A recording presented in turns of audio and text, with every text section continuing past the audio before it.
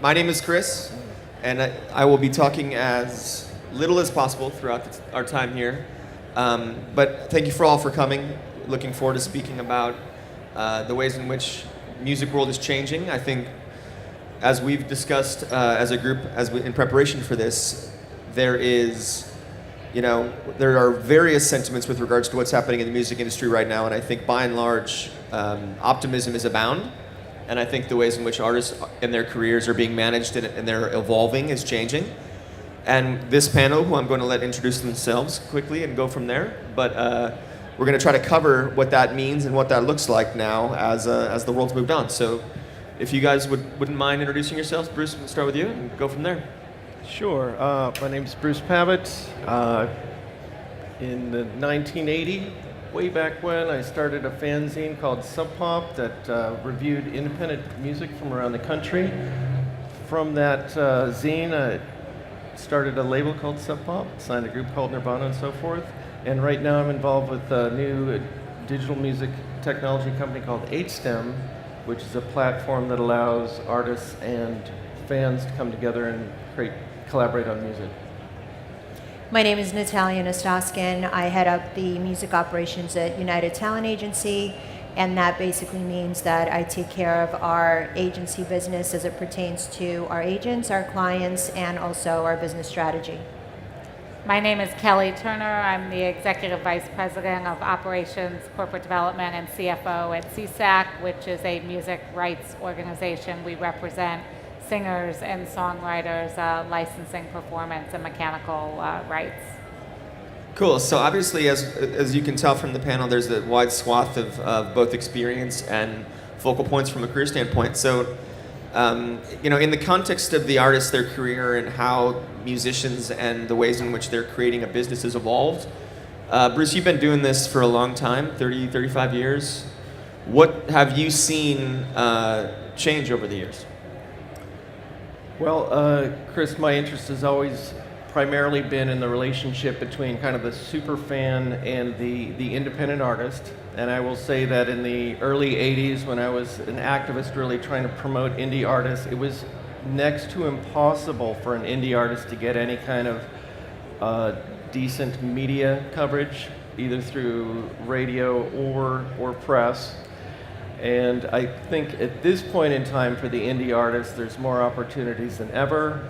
You can distribute music through Bandcamp and streaming and so forth. And what I'm seeing is more and more artists such as Chance the Rapper, Macklemore, Frank Ocean, either striking out as an independent or using labels as a stepping stone to independence. So I would say the opportunities for an independent artist who wants to receive 100% of the profits rather than 15% of the profits are better than ever.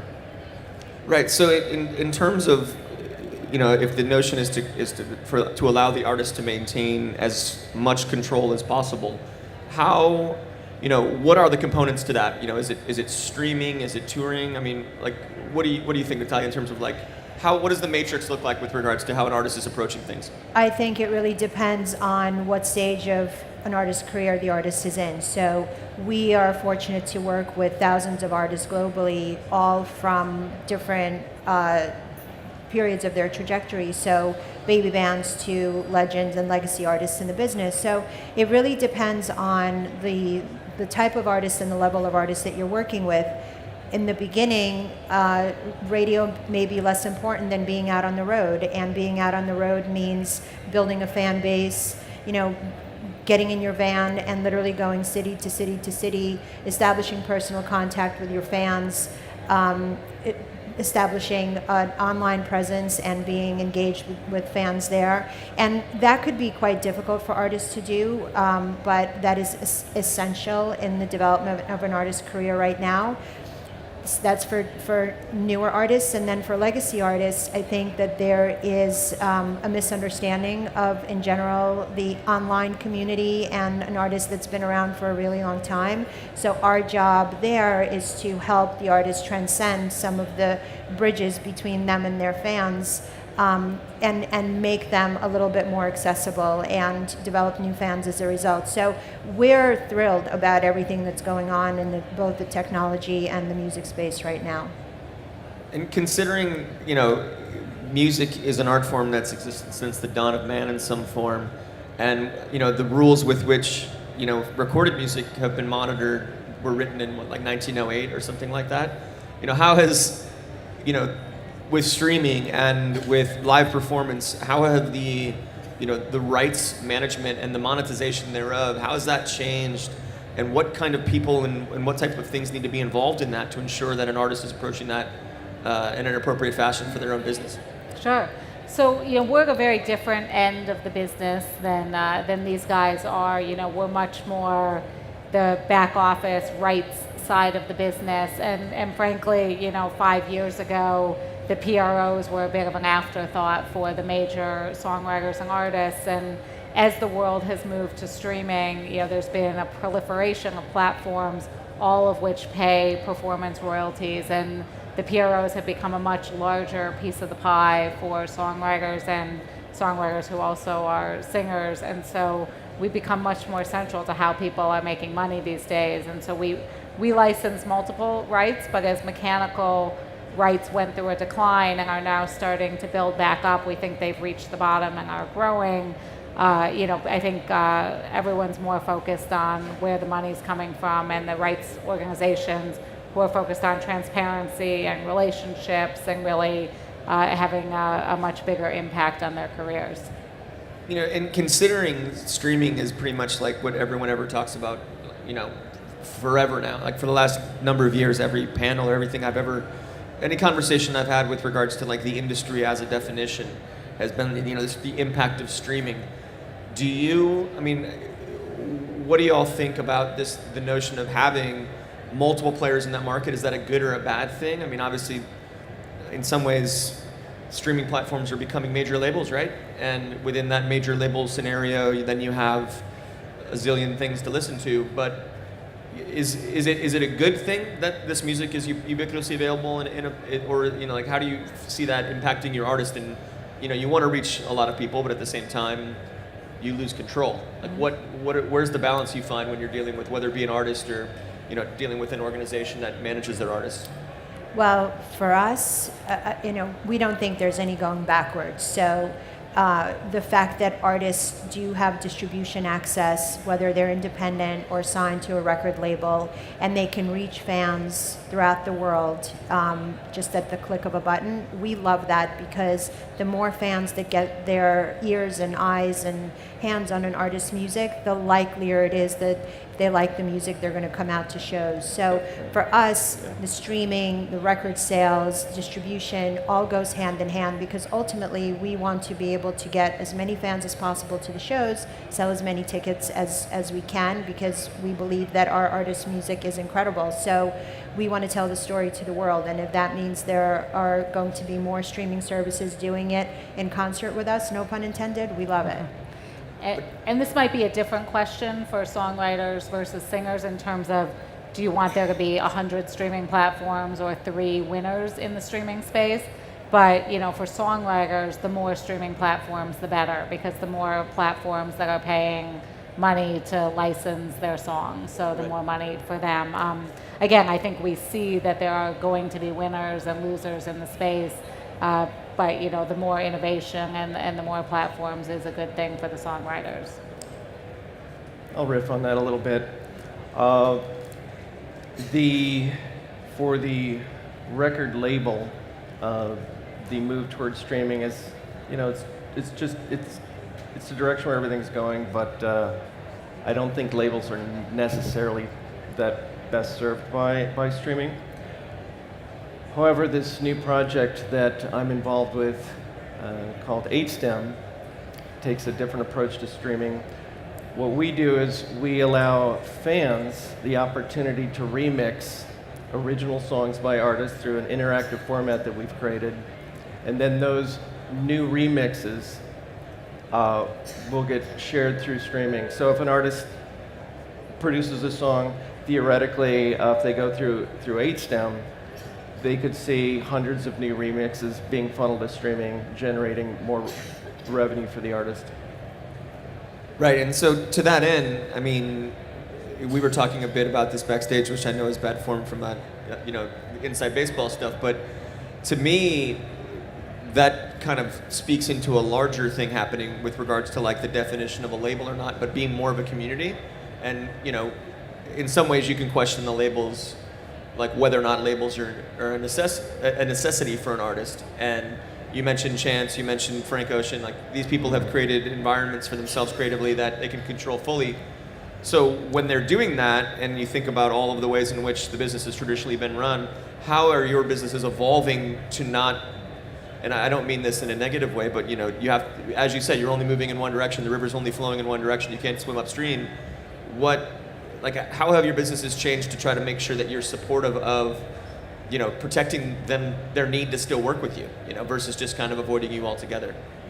That might be too much of a question, but Well, for us, so we don't work on the label side, right? So I mean, disruption of the labels and people going direct doesn't change anything for us. It would be very hard for anyone to go direct to the 150,000 licensees that we're licensing their works to. So, we're the ones that are licensing their works to Joe's Bar and the bowling alley and the hotel and all these other venues. So, again, I think that it's sort of a different question for us, but there really isn't much disruption in that space.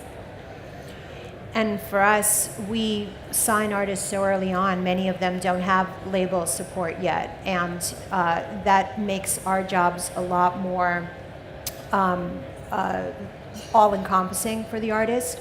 And there are times when an artist gets to a level in their career where they need label support and they need either advance money to record an album or money to go out on the road. And if they choose to collaborate with a label or sign to a label at that time, well then that label becomes our partner and we work together to enhance what the artist is doing on the road. Ultimately it's about the artist. So we're a pivotal member of the artist team, and if the label's there on that team, we're going to do everything we can to collaborate together to have the artist win.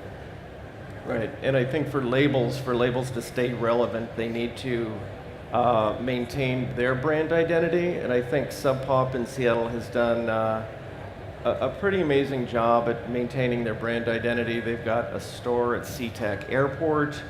They had the Sub Pop logo flying from the top of the Space Needle. They had Mudhoney performing on top of the Space Needle.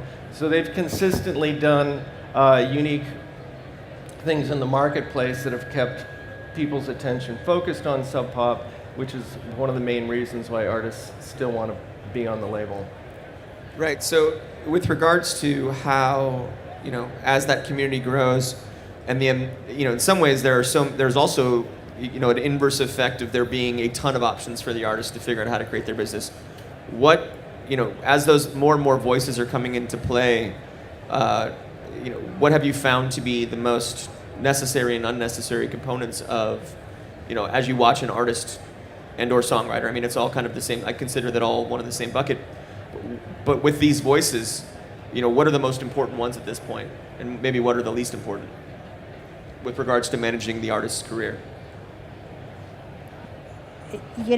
Historically, the agency has sort of fallen by the wayside.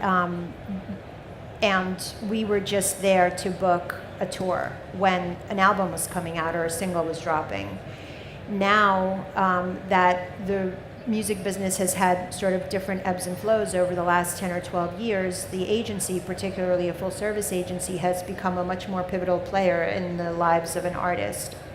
So for us, we look at an artist as a creative that may be going in many different directions. So we want to facilitate whatever it is that artist wants to do. And we want to collaborate with the manager and with the label and with the publisher and the publicist, because each one of those team members is essential. So everyone really has to work together in order to propel the artist to the next stage or to the next level in their career. So our job is really, is being able to assemble the parties in a way where the artist moves forward. So, as you look to the future, so to speak, what do you do you have any predictions? This maybe perhaps cliche, but for what comes next? I'm looking forward to a world, and I think it's happening right now, where the music industry isn't collapsing. Instead, it's just being reinvented. And what you're doing with 8STEM is doing it, and what all of the agencies are doing, and the ways in which PROs and MROs, right, are managing managing the way in which they're working to supplement the business. And for us, as a media component to that, where we're covering music on a day-to-day basis, and the creation thereof is paramount and what we're most excited about. Our goal is discovery, right? So that if you were to ask me, like, what's the greatest challenge moving forward, is the beauty of the abundance is then the difficulty of the discovery. So would you agree, or what other elements of challenges lie ahead for an artist as they think about the ways to work alongside what your organizations are offering and beyond? Predictions, I guess, maybe. I mean, this is a prediction, maybe a little bit different than what you were asking, but I mean, the end is definitely not near. These are good times for the music business, but I do think we're moving to a world of much more data-driven, royalty payments, much more transparency, many more services, administrative services. It's moving to a world where, tracking ownership and rights and having that all organized and accessible, and moving to a more global rights management business is where things are going, as opposed to the more siloed world of the past.